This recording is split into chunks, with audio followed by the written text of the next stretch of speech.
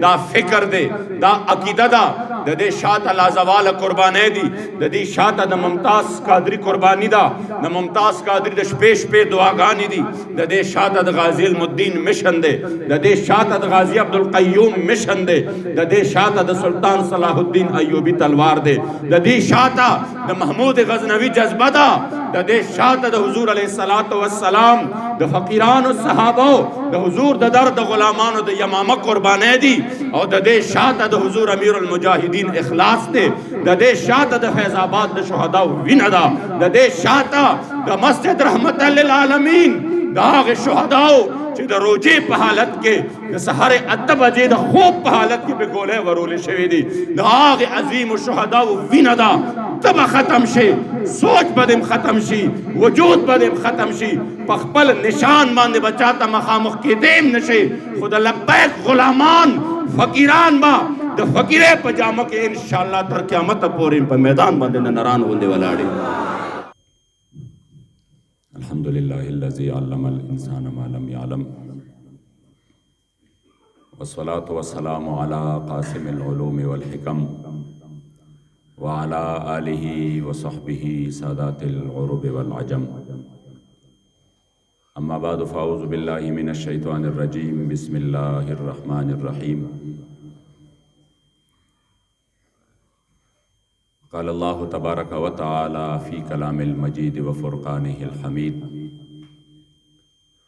व मन यतवक्कल अलल्लाहि फ़हुव हस्बुह सदक़ल्लाहु मौलानल अज़ीम व सदक़ रसूलुहुन नबियुल करीमुल अमीन। व क़ाल रसूलुल्लाहि सल्लल्लाहु अलैहि व आलिहि वसल्लम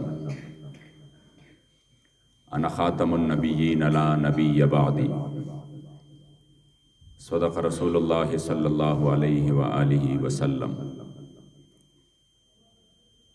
द महबूब दीदन द पारा ज़ महशर त खुशालेगम द महबूब दीदन द पारा ज़ महशर त खुशालेगम च दिलबर पकिली देशी द महशर अख्तर जमादे और द जानान प मेहमानई के बद ज़लो वख़्यूरी तेकड़म प मौला में द कसम वी यशक़ी हुनर जमादे। जिस सुहानी घड़ी चमक तैबा का चांद उस दिल अफरोज़ साअत पे लाखों सलाम। पहले सजदे पे रोज़े अज़ल से दुरूद यादगारी ये उम्मत पे लाखों सलाम। और शोर तकबीर से थरथराती ज़मी जुम्बुशे जैश नुसरत पे लाखों सलाम। जिनकी जलवों से मुरझाई खिलियाँ खिली उस गुले पाक मंबत पे लाखों सलाम। फ़त्ह बाबे नबूवत पे बेहद दुरूद ख़त्म दौरे रिसालत पे लाखों सलाम। खून खैरुर रसूल से है जिनका ख़मीर उनकी बेलौसतीनत पे लाखों सलाम। हसने मुजतबा सैयदुल अस्खिया राकिबे दोश इज़्ज़त पे लाखों सलाम। और वो शहीद बला शाही गुलगू क़बा बेकसे दश्त गुरबत पे लाखों सलाम। हाल इस्लाम की मादराने शफ़ीक़ बानुवाने तहारत पे लाखों सलाम। वो दसो जिनको जन्नत का मुजदा मिला उस मुबारक जमाअत पे लाखों सलाम। गौसे आज़म इमाम उत्तुक़ा वन्नुक़ा जलवाए शान कुदरत पे लाखों सलाम। जिनकी मिंबर बनी गर्दने औलिया उस कदम की करामत पे लाखों सलाम। अलगरज उनकी हर मुँह पे लाखों दुरूद उनके हर खूब व खसलत पे लाखों सलाम। और बेबनावट अदा पर हज़ारों दुरूद बेतकल्लुफ़ मलाहत पे लाखों सलाम। और जिसने ख़त्म नबूवत पे पहरा दिया ऐसे खादिम की खिदमत पे लाखों सलाम। और काश महशर में जब उनकी आमद हो और बेज सब उनकी शौकत पे लाखों सलाम। मुझसे खिदमत की कुदसी कहें हा रज़ा मुस्तफ़ा जान रहमत पे लाखों सलाम। या रसूल अल्लाह स्तातर मखा शम्स माह ताबान सदी स्तातर जुल्फ़ो सुम्बुल गुल और रेहान सदी नूर खुबान लका ज़र्रे और द खुर्शीद मख के ज़र्रे द जहान सदी। او استاد سرو او د خوږو شونډو په مخ کې لال سدي نبات سدي مرجان سدي او ته چې دې قدم د ناز په کوم ازمکا فرش د روح بغړوم پر چشمان سدي او حجاب لري کړه تر پاک رخسار دلبرا قربانیږي ملک جن او انسان سدي او محمد امین یو تانه نتیریږي تیرې دل ورتله این او لآن سدي او زه په جانان باندې ژوندی یم په جان نه یما تیر بله دواړو کونو شم خو له جانان نه یما زما چې څومره ارمانونه دي د یار د کوڅې زما چې څومره ارمانونه دي د یار د کوڅې ارمانی دومره د رضوان د ګلستان نه یما او په عشق کې ستا همیشه نصیب لکه بلال داغونه چې په احد احد نارو ستړی ستومان نه یما او ما محمد امین په خپل جانان ایمان راوړې زه تېرېدونکې په هیڅ شان له ایمان نه یم او په حضور ستا کې تر رو رو جړېدلو الله دې موږ ته د خپل جانان په در کې مدینه منوره کې په ریاض الجنت کې په ادب ادب باندې رو رو جړه نصیب وګرځئ عاشق صادق چې هلته کوم د خپل عشق و محبت اظهار کړی دی د هغې یو جلک درته پیش کومه په حضور ستا کې تر رو رو جړېدلو زار شه حسن د عالم د جمله ښکلو او د اوچتو منارو د عرش نظار شم زه هم خوښ یم تا ته کوز کوز په کتلو مدینه منوره کې چې ګرځېږم کوم فخر د اسمان په ګرځېدلو او د صلات او د سلام دور چې غږیږي ستا حضور کې د عشاقو د ویلو نو په بیان کې به د هیڅ انسان را نشي تعلق لري په خپلو اورېدلو او رب دې راول عاشق د محبوبه کرم نه دی د الله د کمېدلو که په دې دنیا جنت غواړې نو راشه چې ووینې په غبرګو سترګو خپلو او په ارشاد ډیر مبارک د خپل محبوب محمد امین مامور دی په لیکلو او دا مدینه منوره د څه کوې زړګیا ډیر ملامت شوې چې ژوندی ګرځې نمرې زړګیا په اوښکو ګرمو خو جانان پسې تا هر ځای جړل دلته پکار دی ګرمې وینې که لرې زړګیا او عرش نه چې پورته تا منله د جانان درشله نن د هغې درشل په خوا کې جړېدې زړګیا او ستا ډیر زیبا محبوب چې ډیر منځونه کړي پکې نن خو هغې محراب کې سر په سجدوي زړګیا محبوب له غواړه وسیله د محبت په کمال رو رو ناتونه به جانان ته اوروي زړګیا او چرته ګلزار د وصل چرته محمد امین خوار ازلی برخې دي د ښکلې نظارې زړګیا درود شریف شوق و محبت سره ووایه اللهم صل علی سیدنا و مولانا محمد و آله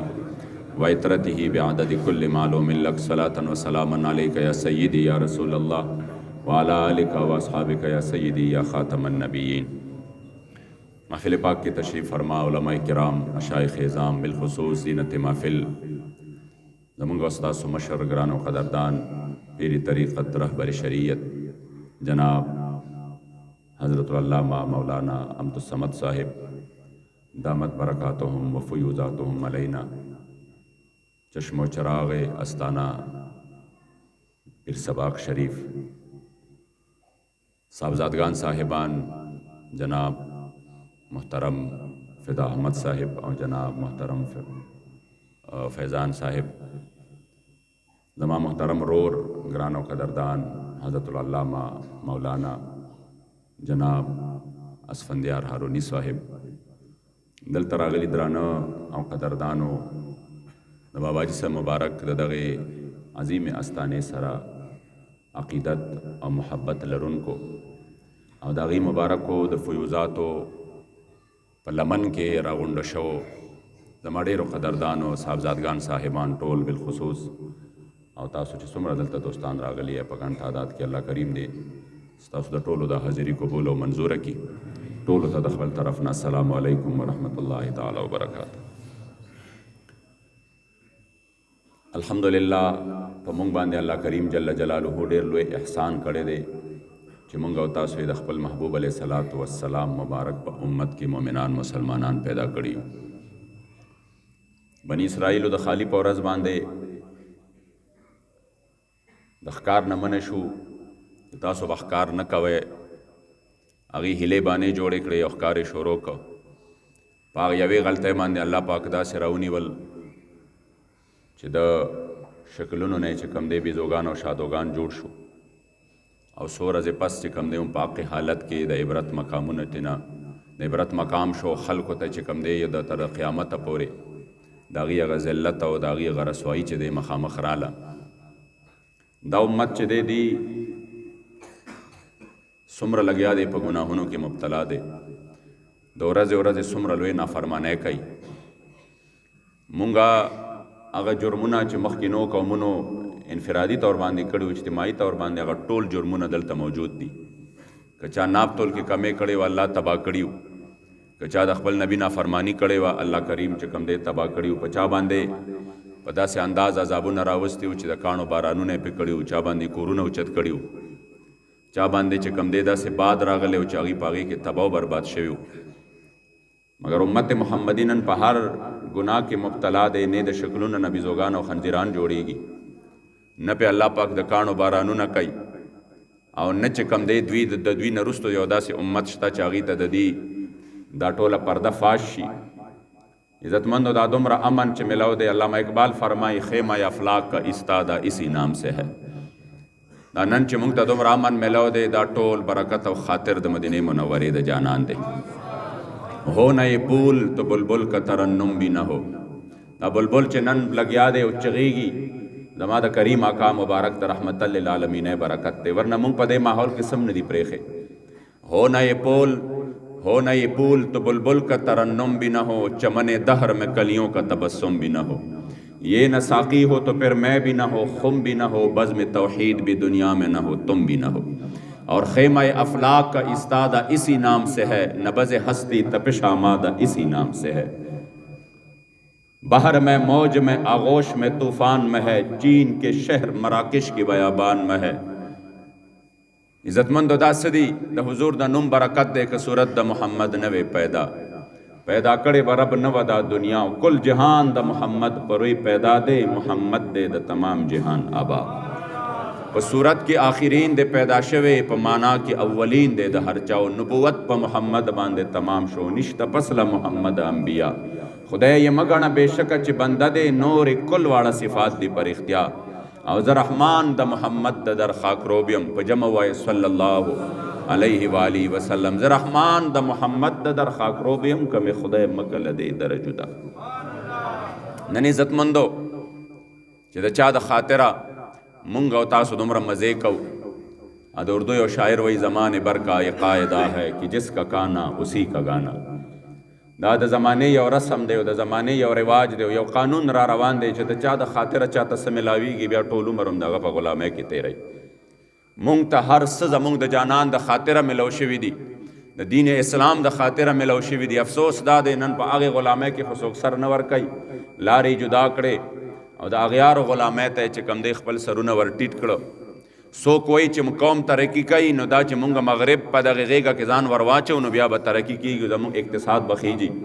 او مونږ به مزې کوو. څوک وایي چې نه زمونږ ترقي چې دا به مونږ IMF ته دا ټول قوم په غېږه کې ورچو، یورپی یونین ته به یې ورچو، د فاټف شرایط به منو او بیا به زمونږ دا قوم ترقي کوي. عزتمندو وقت ثابت کړه جو تیرے در سے یار پھرتے ہیں، پھر در بدر یوں ہی خوار پھرتے ہیں. وقت ثابت کړه چې یو قدم چې ستا د در لرې باسم، ښه پوهېږم چې په هر قدم خپل سر خورم. یو قدم چې ستا د در لرې باسم، ښه پوهېږم چې په هر قدم خپل سر خورم. او ستا د در خس مې تر ګل د جنت خوښ دی، زه محمد امین قسم په رب اکبر خورم. وقت ثابت کړه چې چا د حضور در پرېښی دی، چا اسلام ته شا کړې ده او بطور مسلمان هغه ځان ته مسلمان وایي، هغه سوکالي خوشحالي نه ده لیدلې، نه هغه قوم چېرته د خیر مخ لیدلی دی. عزتمندو چې تر څو پورې چې د چا د خاطره او د چا د برکته د هر صدی حضرت سیدنا عمر فاروق رضی الله تعالی عنہ روان دی، حضرت سیدنا ابو عبیدہ بن جراح ور سره دی. د شام په سفر باندې لاره کې یو نیر راغی او په هغه نیر کې کله دی مبارک ور کوزېدل، نو دا کومې موزې چې اچولې وې دا موزې اوښکلې، نو دا موزې چې اوښکلې نو دا دواړه موزې په دې اوږو د پاسه واچولې. انسان چې کوم دی بعضې وخت کې چېرته سنبالولو په ځای باندې دلته یې واچولې او روان شو. چې روان شو نیر نه بهر ته ووته خو موزې لا دلته وې. نو چې کله قریب شو بیت المقدس او دا سفر قریب شو، نو ابو عبیدہ بن جراح ورته وایي قربان دا موزې د دې ځای نه راکوزې کړئ، مخامخ به ډېر لوی لوی خلک وي او ته امیر المؤمنین د وخت بادشاه یې چې دا حالت د خلک وویني داسې عجیبه شان به ورته ښکاره شي. نو دا موزې لاندې راکوزې کا، چونکې د دې ځای دغه نه دی چې چې کله عمر فاروق صاحب دا خبره واورېده نو ډېر غصه شو، یو اوږد آه چې کوم دی د خولې نه ووته او وی چې ابو عبیده که دا خبره ما ته بل چا کړې وې که نه بل چا، او ته نه وې، ته امین الامه نه وې او ما ته دا خبره بل چا کړې وې جعلته نکالا لامت محمد، دا هغه به ما عبرتناک مقام ګرځولی وې د امت محمدي دپاره، هغه له به ما داسې سزا ورکړې وې چې خلکو ته به د عبرت مقام ګرځېدلی وې. د دې نه پس چې عمر فاروق صاحب کومه خبره کړې د عزتمندو تر قیامته پورې د حضور د غلامانو دپاره مشعل را ده. دې نه پس ورته مبارک فرمایي مهما قوما نطلب العزة من غیر ما اعزنا الله به اذلنا الله. هر هغه قوم چې په کومو لارو کې الله دی له عزت ورکړی دی هغه لارې پرېښودې او په نورو لارو باندې سر شو چې په دې کې به عزتي علاوه د ذلت نه به دی له په لاس باندې بل هېڅ څوک را نشي. مونږ یو قوم داسې وو چې مونږ د ټولو نه ازل وو، یعنی د ټولو نه ذلیل قوم وو. فاعزنا الله بالاسلام، د دغې ذلت نه د دغې رسوایۍ نه او د دغې شرمندګۍ نه چې مونږ راښکلي یو اسلام ته نه رابار کړي یو. الله د اسلام د خاطره مونږ له عزت را کړی دی او الله د اسلام د خاطره مونږ له توقیر را کړی دی، مونږ له هیبت او جلال را کړی دی. او چې کومې لارې مونږه عزت ته راوستي یو او مونږ دا لارې پرېښودې نو ګورې یاد ساتئ چې بیا په حق لارو کې علاوه د ذلت نه بل څه نشته. اسلام یو داسې نظام درکړی و چې د هغې ورځ هم ورځ وه او د هغې شپه هم ورځ وه. زما کریم اکا فرمایي لیلها کنهارها، زه داسې نظام تاسو ته پرېږدمه چې شپه خو چې ورځ خو ورځ ده او رڼا ده، د دې په شپه کې هم تیاره نشته، د دې شپه هم رڼایي ده. مونږ هغه نظام پرېښوده، مونږ اغیارو پسې شو. نن د قوم حالت دا دی بېګاره سي خلک چغې وایي جي په 300 څیزونو باندې ټیکس 19% ته ورسېده او جي دا خو به ګراني دومره راشي چې دا معتدل طبقه خو اسم چې کم دی روانه ده، غریب خو تباه دی اسم، ورپسې دا نور خلک به هم تباه شي. ما تباه کېږي به ځکه چې اسلام دا نه 2.5% ټیکس اخیسته د زکات په صورت کې او هغه هم د هر چا نه نه اخیسته، د غریب نه نه اخیسته، د مالدار نه اخیسته او غریب له ورکو. د نظام خو تعالی هر څه درکول خو تا پرېښوده نو 19% به د هر غریب د سرمنې نه روباسي. نو چې کله اسلام عزت درکو په هغه ټایم کې تا د نظام ته شا کړه، تا وې دا پسماندګي ده، تا وې دا خو دا قوم واپس چې کوم دی رستو بوتلل دي. ما وی افسوس دا دی ته خو د هغې قوم عشر عشیر ته د هغې زرمې حصې ته هم د هغې وخت نه رسېدلې، ته د هغې عدل و انصاف زرمې حصې ته هم نه رسېدلې، ته هغې ته د پسماندګۍ دور وی چې په کوم ټیم کې په ځمکه باندې تیل تویږي او ځمکه یې راکاږي. عمر فاروق صاحب پسې وینځه راځي او جړا کوي قربان زما تیلو زما آقا به زما نه غواړي. عمر فاروق صاحب راغی ځمکې ته وی آیا ستا په دې مخ باندې ما انصاف نه دی کړی چې تا تیل راښکل؟ ځمکې واپس تیل چې کوم دی خپل سر ته واپس راوویشتل. د انصاف حالت دا او د حکمرانۍ حالت دا چې عمر فاروق صاحب رضی الله تعالی عنہ دریای نیل ته خط لیکي او هغه د دې مبارکو په خط باندې روانېږي. د انسان چې کم دی د حکمرانۍ حالت دا دی چې حضرت سعد رضی الله تعالی عنہ دریای دجله ته حکم کوي او حضرت سلمان فارسی چې د حضور غلامان روان دي لار راله راکا، هغه دریاب په خپل موجونو باندې د حضور غلامانو له سره د اسونو پې ور روان شو او هغه لکه د پل غوندې لار والا ورکوي چې هغوی اخوا اوړي د هغوی د اسونو د خپو نه دوړې روانې دي. ته چرته رسېدلی هغه وخته چې چرته زلزله راځي زلزله او عمر فاروق صاحب خپه په ځمکه باندې چې کم دی وهي چې آیا ما ستا په مخ انصاف نه دی کړی چې تړکې او د هغې نه پس چې کم دی د مدینې منورې خلک راغونډوي ورته فرمایي ما هذا ما احرسا ما اسرع ما احدثتم، دا څه شی دی تاسو څه کوئ؟ داسې کمې کمې خبرې م نوې شروع کړي دي چې د الله په ځمکه باندې په هغې باندې څه راغله زلزله راغله، تاسو کښېنئ ما سره حساب کتاب وکئ. عزتمندو چې کله حکمرانی هغه سوا نو بیا هغه حالت چې کله موږ موجوده حالت ته اسلام ته شا کړه د دې اسلام نه مرور شوې مسلمان ولې په ورانو سر شوې لیونې او سرګردانه ولې دین ته دې ولې د دنیا په محبت شا کړله دین پاتې کېږي په دنیا باندې لتانه ولې. عزتمندو عجیبه خبره دا ده چې کوم نظام موږ له هر څه راکړي 3 کاله وشو په هغې ګنده سیسټم کې موږ سر ورکړی دی. 3 کاله وشو چې کم قوم ذلت او رسوایۍ سره مخامخ دی ما هغه ذلت کې مونږ اوس هم سر ورکړی. څوک دا زړه کې وایي نه چې زه د دې ذلت نه راوځم، زه ځان دپاره یو لار او دا خو د الله طریقه ده نه، عادت کریمه دا نه دی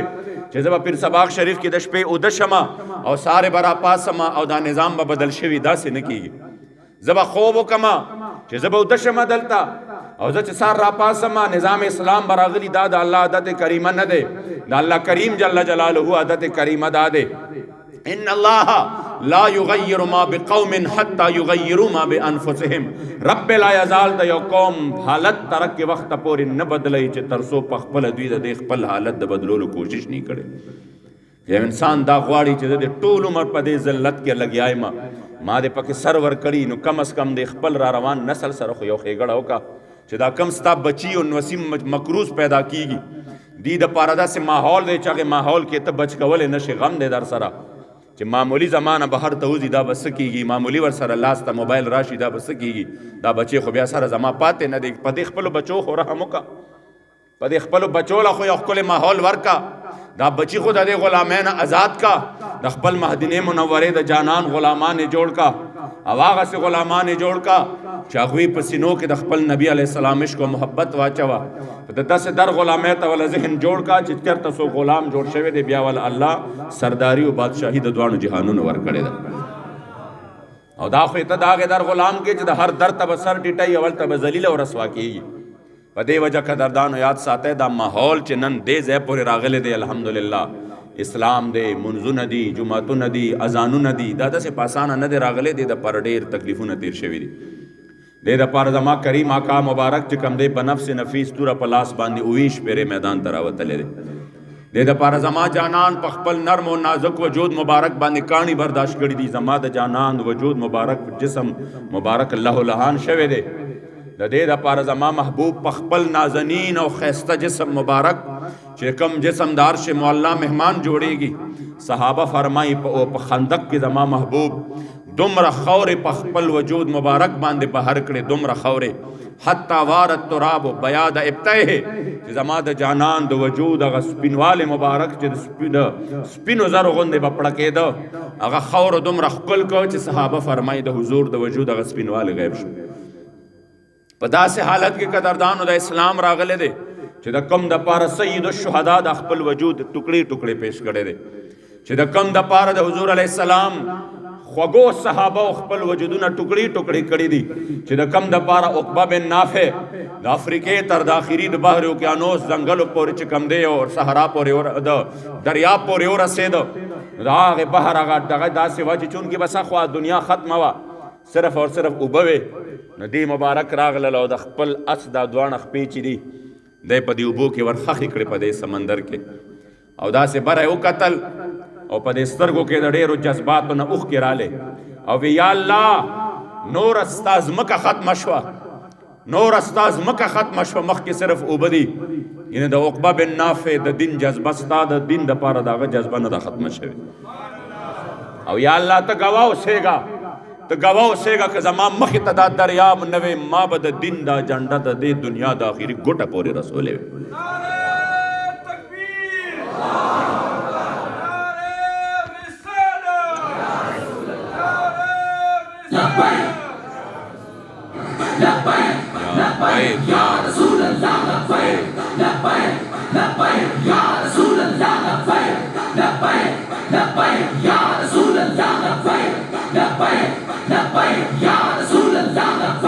ځکه عزت مندو نن صرف دومره سوچ پکار دی چې کم مشن د پاره زما جانان به نفس نفیس په خپل جسم مبارک باندې دومره تکلیفونه برداشت کړي دي نو که بس اسلام د منځ او د اودس او د روجې او د زکات او د حج نوم وی نو بیا به امام حسین عین د حج په موقع باندې د کربلای معلی میدان ته نته خلق عازم سفر دی حج لرا روان دي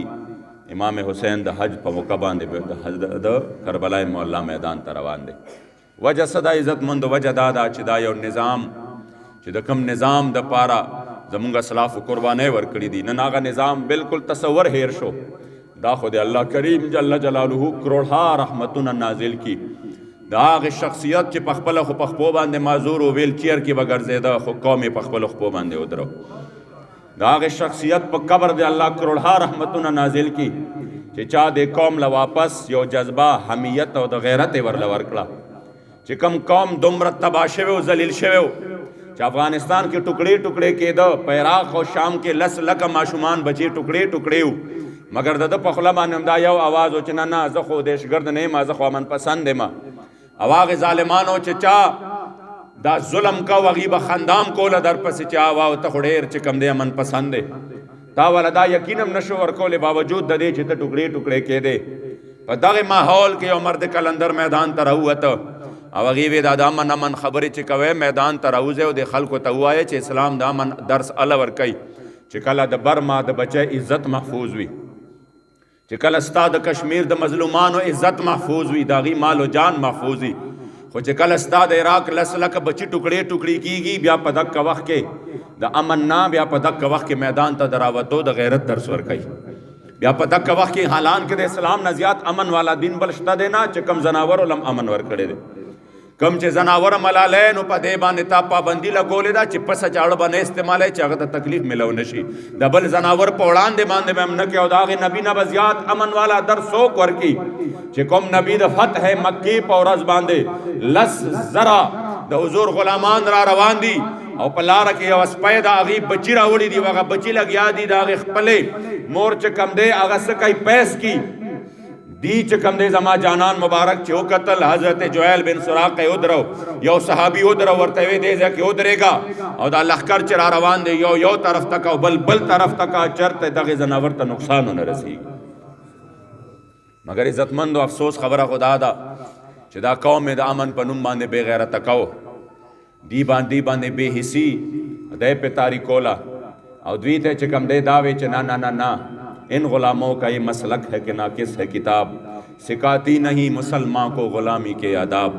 دی په نظام نے خدا دے کرتے ہیں غلاموں کو غلامی پہ رضامند. اقبال وئی کرتے ہیں غلاموں کو غلامی پہ رضامند اور تعویل مسائل کو بناتے ہیں بہانہ. نہ کچغه مو والا میں بخفشی نہ کوم دا دور نه دے تعویل مسائل کو بناتے ہیں بہانہ. دا چې کوم تعویل دی زمونږ دي ته د خېټې مسله ده او زمونږ د رزق مسله ده، نو دا دور نه دی. تاسو غلې کېنه، تاسو څه کوئ چې د غیرت خبرې کوئ. مونږ دي ته چې کوم دی سر نشو اوچتولی، مونږ ورته سترګې نشو خولی. دا تعویل مسائل دي. ځکه عزتمندو نن قوم دې ځای له راورسو چې ټول قوم بیکاریم شو، ټول قوم چې دی دا په ذلت کې شو. راځه عزتمندو چې مونږ د دې ذلت نه ځان راوباسو.